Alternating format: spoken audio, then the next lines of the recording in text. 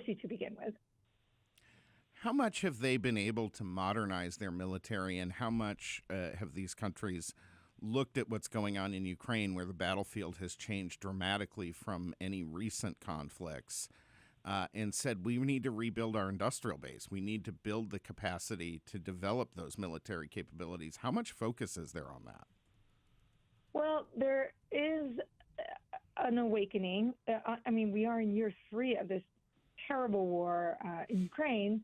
So the awakening really it should have happened, I think, a little faster and a little sooner. But it is underway. And what you see in the European industrial base, defense and aerospace and shipbuilding, is largely what you see in the American industrial base, which is really vast fragility, major outsourcing, fragile sources of supply, mostly from enemies, basically China and Russia and Iran, for critical things that you need to power weapons and combat forces today. Just-in-time production, low cost above all else, including surge capacity in the industrial base. We're all confronting, in the sort of free-loving world, the West, these challenges in the industrial base. And so that's also kind of frightening that we all need to rebuild at the same time.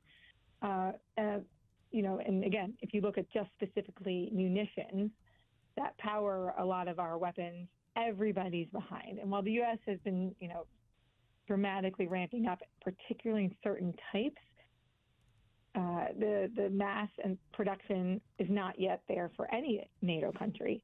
And so the collective West needs to turn on the spigot quickly. But beyond revitalizing our industrial bases that are traditional defense companies, it needs to be broadened, right, to include non-traditional defense companies with largely commercial, customer bases with a small military tweak.